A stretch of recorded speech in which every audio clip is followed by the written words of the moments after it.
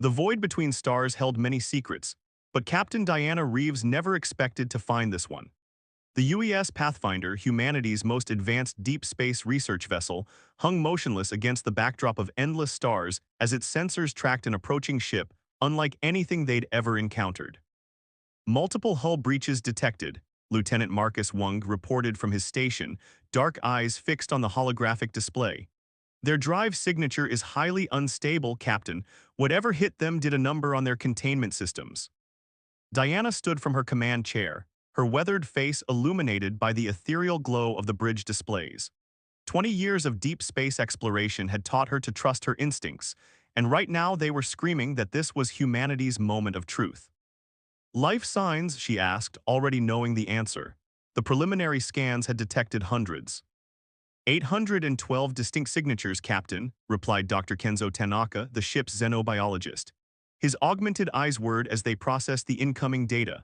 Multiple species, but predominantly one we've never encountered. Their life support is failing, I estimate less than 6 hours before critical failure. Diana's decision was already made.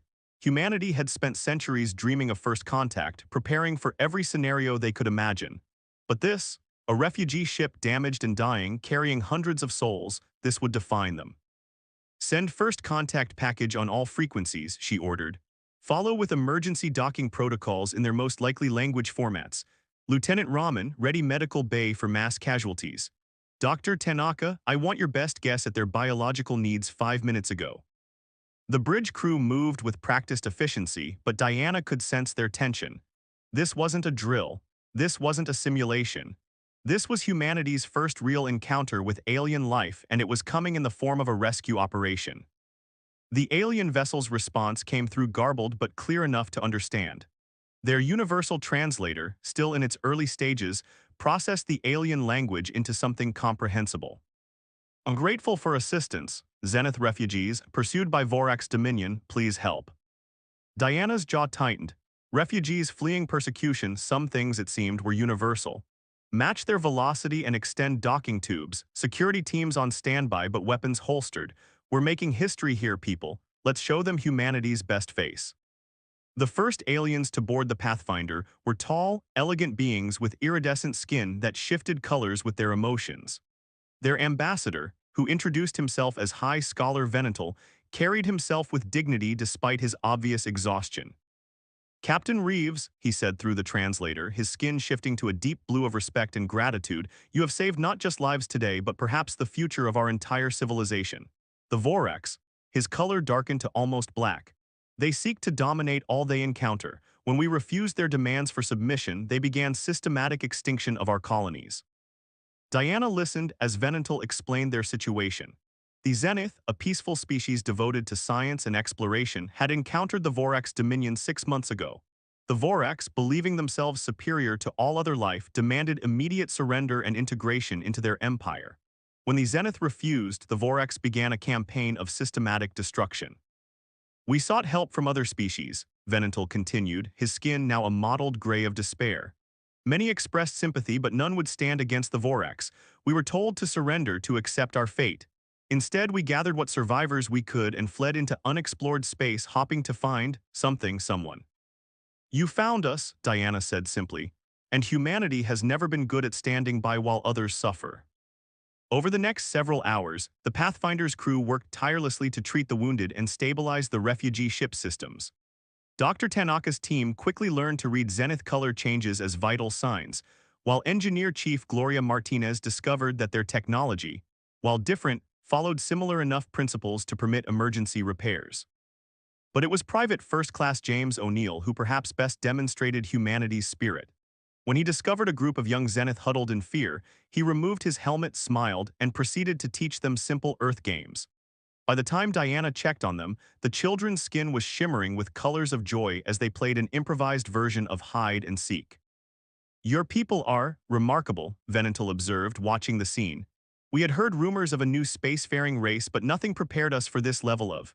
His skin shifted through several colors before the translator supplied, compassion in action. Diana's response was interrupted by a priority alert from the bridge. Lieutenant Wung's voice carried controlled urgency. Captain, long-range sensors are picking up multiple signatures matching the energy profile of the vessel that attacked the refugees. Classification suggests Vorax warships. ETA 4 hours. Diana met Venantal's gaze, seeing his skin pale to almost white with fear. But she smiled, and it was not a gentle expression. High Scholar Venantal, she said, I think it's time to show the Vorax that the galaxy has changed. Humanity may be new to the galactic community, but we have very strong opinions about bullies. As she strode back to the bridge, Diana's mind was already racing with plans. The Pathfinder might be a research vessel, but like all human ships, it was built with the assumption that space was dangerous.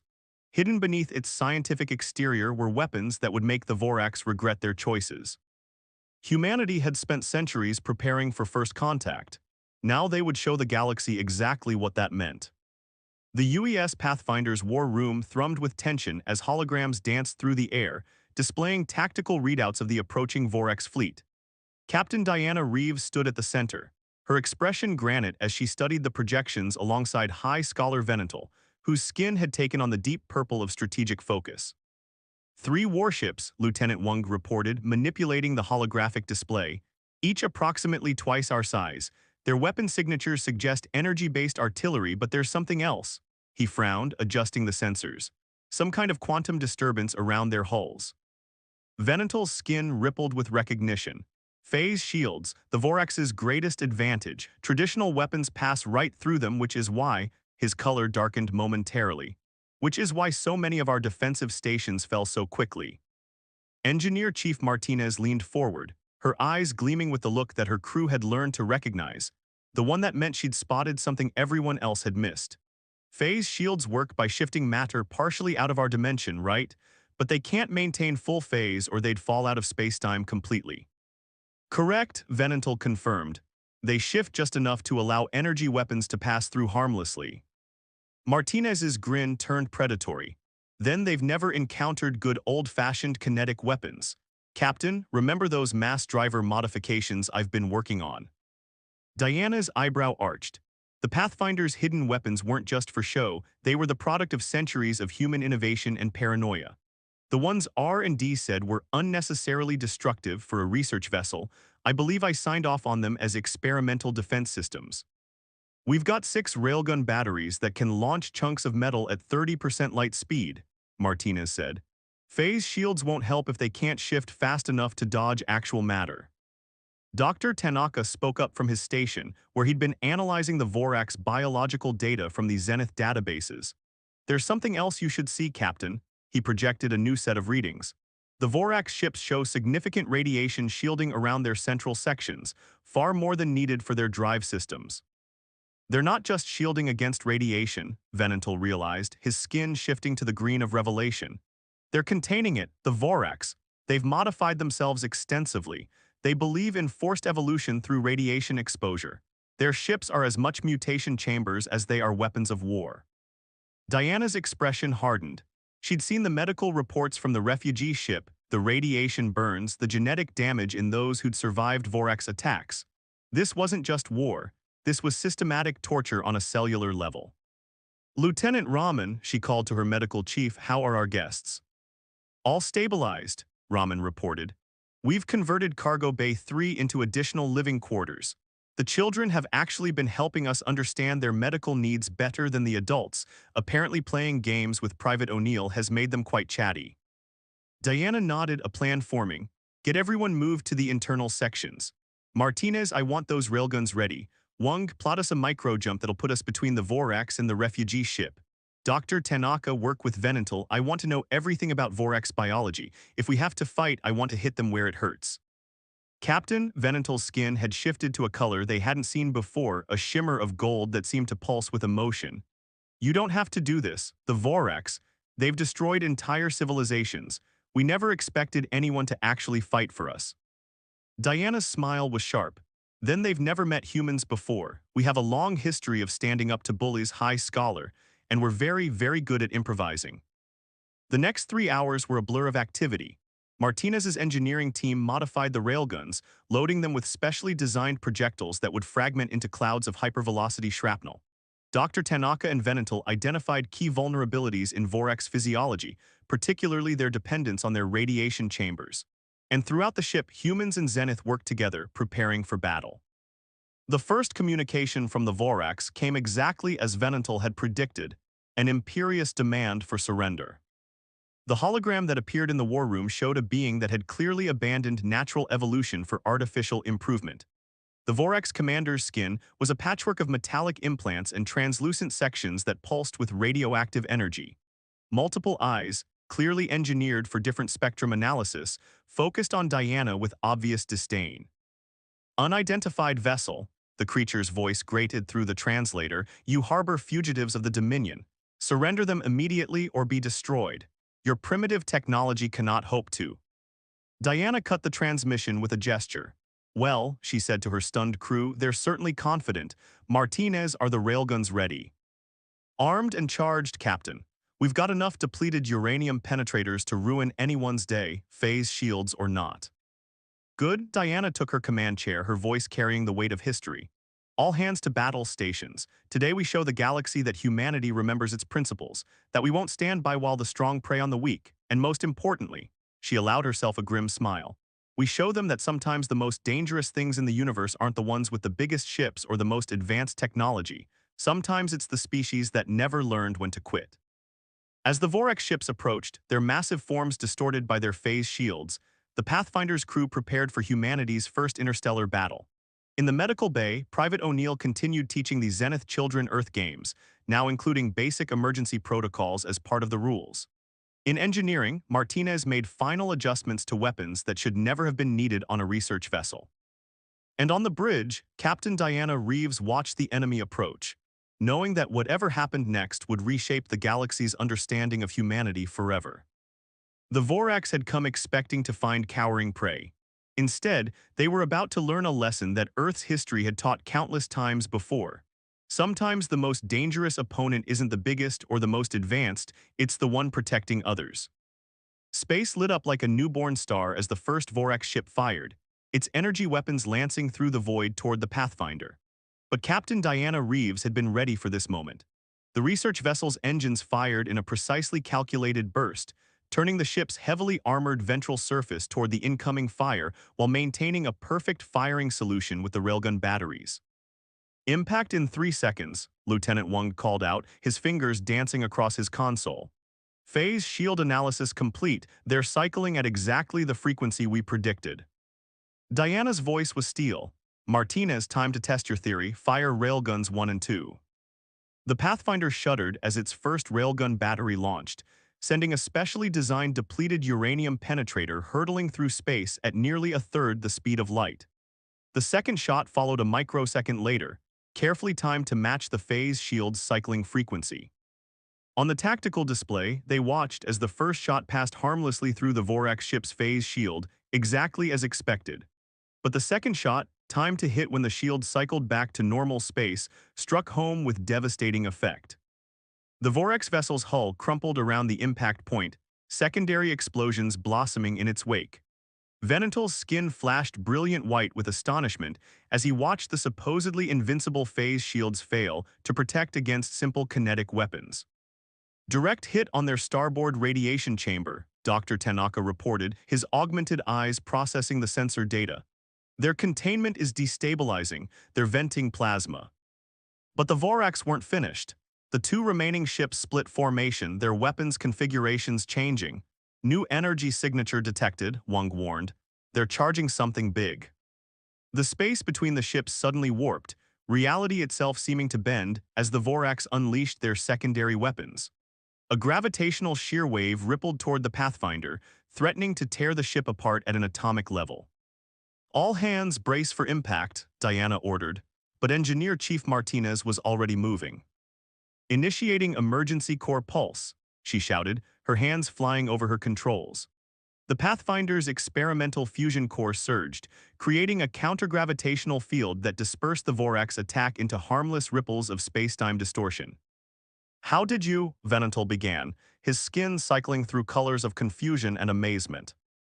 Martinez grinned fiercely. You think this is the first time humans have figured out gravity manipulation? We've been studying black holes for centuries. Sometimes the best defense is understanding how to break physics right back. The battle evolved into a deadly dance of innovation versus experience. The Vorax, clearly shocked by the effectiveness of human weapons, began adapting their tactics. But for every advanced alien technology they deployed, the Pathfinder's crew found an elegantly brutal solution. When the Vorax launched self-replicating nanoweapons, Lieutenant Raman suggested using the medical bay's electromagnetic sterilization field at full power, frying the nanites instantly. When they attempted to hack the Pathfinder systems, they found themselves blocked by what Dr. Tanaka called deliberately archaic computer architecture.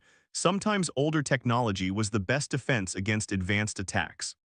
Private O'Neill, still with the Zenith children in the ship's core, turned their fear into determination by teaching them old Earth naval songs. The sound of young alien voices singing, "What do you do with a drunken sailor," in perfect harmony with their color-shifting skin, became an unlikely battle anthem throughout the ship. But the true turning point came when Diana noticed something about the Vorax attack patterns. "They're protecting their central sections too much," she observed. "Dr. Tanaka, you said they use radiation exposure for evolution, right? What happens if that process is interrupted?" The xenobiologist's eyes whirred as he ran calculations. Based on their biology, acute radiation withdrawal, their enhanced systems would begin to fail catastrophically. "Martinez," Diana called, "can you modify those railgun penetrators to carry something extra? Say, radiation-absorbing materials." The engineer's eyes lit up with understanding. The medical bay's radiation treatment pods use crystalline matrices to absorb and neutralize radiation, if we fragment those into the penetrator payload. "Do it," Diana ordered. "Wang, plot me a firing solution that will put those payloads right through their radiation chambers. Let's see how these evolved beings handle forced devolution." The modified weapons struck with surgical precision. As the radiation-absorbing crystals dispersed through the Vorax ship's central chambers, the effect was immediate and devastating. The enemy vessel's energy signatures began to fluctuate wildly as their crews experienced the biological equivalent of severe withdrawal. "Their phase shields are failing," Wang reported, unable to keep the satisfaction from his voice. "All ships showing critical system failures." The Vorax commander appeared on their screen again, his implants sparking and his multiple eyes unfocused. "This, impossible," he slurred through the translator. "You are primitive." "How?" "We're not primitive," Diana corrected him, standing tall on her bridge. "We're human, and we just proved that forced evolution isn't nearly as effective as natural adaptation and innovation. Stand down your vessels, or the next shots won't be nearly as merciful." As the Vorax ships powered down their weapons, surrendering for perhaps the first time in their species' history, Venantal approached Diana. His skin had taken on a new color, a deep, rich gold that seemed to radiate hope. "In all our history," he said softly, "no one has ever defeated a Vorax battle group, let alone captured one. Your people, you didn't just save us. You've changed everything we thought we knew about warfare, about technology, about evolution itself." Diana smiled, watching as Martinez's teams prepared to board the disabled Vorax vessels. "That's what humans do best, High Scholar. We take what everyone thinks is impossible and we find a way. Not through forced evolution or phase shields, but through cooperation, innovation, and the simple human stubbornness that's kept our species alive through everything our own world has thrown at us." As the adrenaline of battle faded, Diana knew this was just the beginning. The Vorax Dominion wouldn't take this defeat lightly. But looking around at her crew, humans and Zenith working seamlessly together, sharing knowledge and strength, she knew humanity had just proved itself ready for whatever the galaxy might throw at them next. In the medical bay, Private O'Neill started teaching the Zenith children a new song, "We Shall Overcome." Their color-shifting skin pulsed in perfect rhythm with the ancient hymn of hope and resistance. 2 weeks after the battle, the UES Pathfinder's main laboratory had transformed into something unprecedented in human or Zenith history. Engineer Chief Martinez stood before a hovering sphere of pure energy, her dark hair lifted slightly by the electromagnetic fields emanating from the experiment. Beside her, 3 Zenith scientists' skin shifted through patterns of excitement and concentration as they adjusted their own technology. "Power synchronization at 97%, Martinez announced, her fingers dancing across her control panel. "Quantum field stability holding. Crystalline matrix accepting the integration," added first researcher Kelver, his skin rippling with brilliant patterns of success. We've done it, Chief Martinez, a perfect fusion of human and Zenith technology. Captain Diana Reeves watched from the observation deck alongside High Scholar Venatal as their crews achieved what both species had thought impossible. The creation of a hybrid defense system that combined Earth's brutal efficiency with Zenith elegant energy manipulation. The captured Vorax ships provided more than just tactical data, Dr. Tanaka reported, his augmented eyes analyzing the streams of information. Their radiation chambers gave us insight into their entire strategic doctrine. They never expected anyone to turn their own evolutionary approach against them. Diana nodded, remembering the interrogations of the captured Vorax crews. Once deprived of their radiation exposure, their enhanced bodies had begun to deteriorate. Lieutenant Raman's medical team had stabilized them, preventing death but maintaining them in a state that rendered their augmentations useless. The Dominion will respond, Venantal said, his skin showing traces of worry despite his overall confident gold coloration. They've never suffered a defeat like this. Their entire society is built on the belief in their technological and evolutionary superiority. Let them come, Diana replied, her voice carrying the weight of humanity's long history of facing seemingly impossible odds. Because this time they won't be facing scattered refugee ships. They'll be facing humanity and the Zenith together. The last 2 weeks had seen more than just technological integration. Private O'Neill's cultural exchange program with the Zenith children had expanded throughout the ship. Humans learned the complex color language of Zenith emotion sharing, while the Zenith discovered the power of human music and art. The ship's corridors now rang with harmonies that blended human voices with Zenith color songs. Lieutenant Wang's tactical team had been working around the clock, combining human battle strategies with Zenith spatial awareness. The resulting hybrid combat doctrines were unlike anything either species had developed alone. Message from Earth Command, Wang announced from his station. The Security Council has reviewed our reports. They're implementing Protocol Defender. Diana's eyebrows rose. Protocol Defender was something straight out of humanity's centuries of planning for first contact, the rapid conversion of Earth's industrial capacity to support allied species against external threats. It had been theoretical until now. How many ships? She asked. Initial wave, 30 vessels, all equipped with modified versions of our railgun technology. Second wave will bring another 50 within a month. They're calling it the Terran Defense Fleet. Venantal's skin shifted to patterns that the translator struggled to convey, something between awe and profound emotion. Your people would commit such resources to helping us. High Scholar, Diana said softly, humanity spent centuries looking up at the stars, wondering if we were alone. Now that we know we're not, we'll be damned if we let anyone face the darkness alone. The main screen activated, showing the first test of the new hybrid weapons system. A beam of concentrated energy, guided by Zenith crystalline matrices and powered by human fusion technology, lanced out into space. When it struck the test target, a piece of salvaged Vorax hull, the metal didn't just melt. It ceased to exist at an atomic level. Energy matter conversion rate at 99.9%, Martinez reported, her voice tight with excitement. The Zenith crystals amplify our power output by orders of magnitude, while our containment systems let them push their energy manipulation far beyond their previous limits. And the radiation shielding? Diana asked. Dr. Tanaka displayed a new set of readings. Perfect. The combined technology creates a field that not only blocks radiation but redirects it. Any Vorax attempt to use their radiation weapons will only strengthen our defenses. The ship shuddered slightly as another test began. This time it was the new defensive system, a shield that combined human electromagnetic fields with Zenith phase technology. Unlike the Vorax shields, which had to cycle between phases, this new system existed in multiple states simultaneously. Incoming priority transmission from the Zenith refugee fleet, Wang announced. Their council has voted. They're formally requesting alliance with Earth, offering full technological and cultural exchange. Diana turned to Venantal, whose skin had settled into the deep gold that humans had learned meant profound hope. Your people are sure about this. It will mean changing everything about how you've lived until now. Captain, Venantal replied, when we fled into the unknown, we hoped to find sanctuary. Instead, we found something far more precious. We found equals.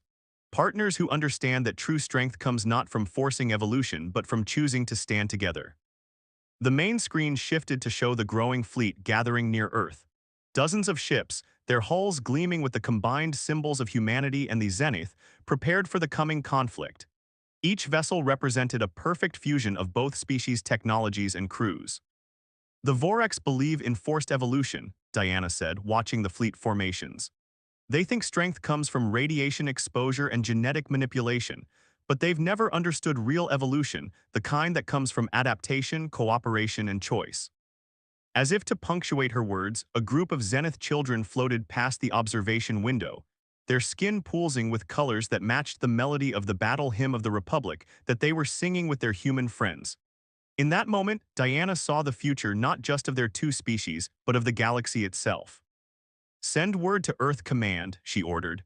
"The Pathfinder is ready to lead the counteroffensive. It's time to show the Vorax Dominion that they've completely misunderstood the most important law of nature. True evolution isn't about becoming the strongest individual. It's about becoming the best at working together." A new dawns.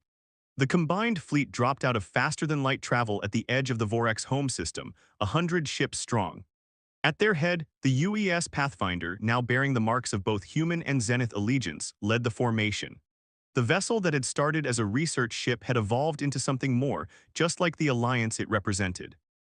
Captain Diana Reeves stood on her bridge, surrounded by a crew that no one could have imagined just months ago.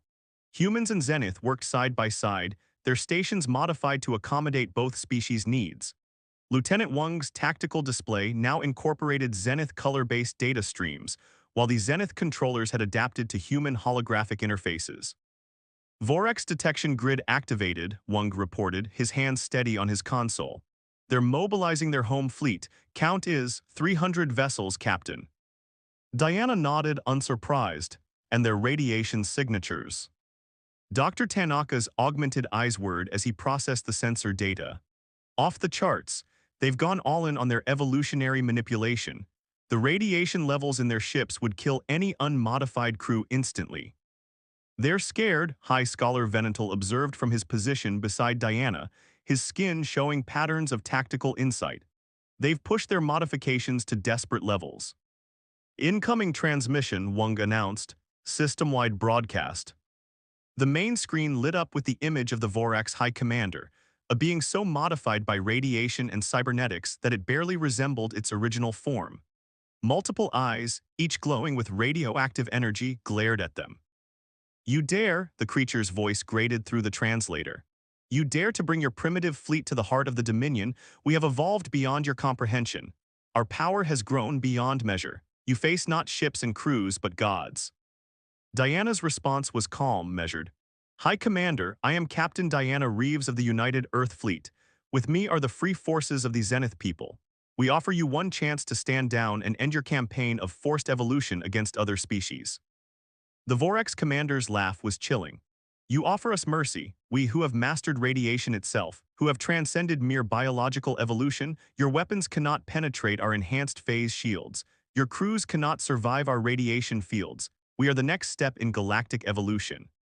"No," Diana replied simply, "you're its dead end." She nodded to Engineer Chief Martinez, who had spent weeks preparing for this moment. "All ships, activate the Harmony protocols." Across the human Zenith fleet, new systems hummed to life. The hybrid technology they had developed pulsed with power as human fusion cores synchronized with Zenith crystalline matrices. The space between the two fleets began to shimmer with quantum distortions. The Vorax commander's expression shifted from contempt to confusion as his sensors registered the strange phenomenon. "What is this primitive trick?" "Not a trick," Diana said. "Evolution, real evolution. The kind that comes from cooperation, not corruption, Martinez, if you would." The engineer's fingers danced across her console, implementing the strategy they had developed. The quantum field between the fleets intensified, and suddenly every Vorax ship's radiation chamber began to react. "Their radiation fields are inverting," Dr. Tanaka reported, watching the cascade effect spread through the enemy fleet. "The hybrid quantum field is forcing their radiation to cycle back through their own phase shields." The effect was devastating. The very radiation the Vorax had used to enhance themselves began to turn against them, their own phase shields trapping the energy inside their ships. Vessels began to power down as crews struggled with sudden radiation withdrawal. "This is impossible," the Vorax commander raged, his cybernetic implants sparking. "We are supreme, we are evolved." "No," Diana corrected him. "You're stagnant. True evolution isn't about forcing change through radiation and cybernetics. It's about adaptation, cooperation, and growth. Humanity and the Zenith evolved more in 3 months of working together than your species has in centuries of forced mutation." Throughout the Vorax fleet, ships were going dark as their crews succumbed to radiation withdrawal. The mighty Dominion's technology, turned inward upon itself, proved to be its own undoing. Private O'Neill's voice came over the internal comm from the ship's core, where he and his Zenith students had been monitoring the battle. The children's voices rose in a harmony of human song and color-shifting light, a battle hymn of two species united. "Target their command and control centers," Diana ordered. "Selective strikes only. We're not here to destroy them, we're here to stop them from destroying others." The battle, if it could be called that, was over in hours. Without their radiation chambers and with their phase shields turned against them, the Vorax fleet fell not to superior firepower, but to their own dependence on forced evolution. In the aftermath, as human and Zenith medical teams boarded the Vorax ships to treat their crews, High Scholar Venantal turned to Diana, his skin shimmering with colors of victory and hope. "When we fled into the unknown," he said, "we prayed to find sanctuary. Instead, we found something far greater. We found humanity, a species that showed us that true strength lies not in standing alone, but in standing together." Diana watched as the combined fleet secured the Vorax system. Already, signals were coming in from other species that had suffered under the Dominion's reign, seeking alliance with the human Zenith coalition. "You know," she said thoughtfully, "Earth's history is full of moments like this. Times when we faced overwhelming odds and prevailed not through superior strength, but through cooperation and innovation. Maybe that's why we were ready for this moment." The main screen showed the Vorax homeworld, where changes were already beginning. Without the constant radiation exposure, their species would have to adapt, this time naturally, with the help of human and Zenith medical science. "Captain," Wang called out, "incoming transmission from Earth Command. They're implementing the Galactic Protection Initiative.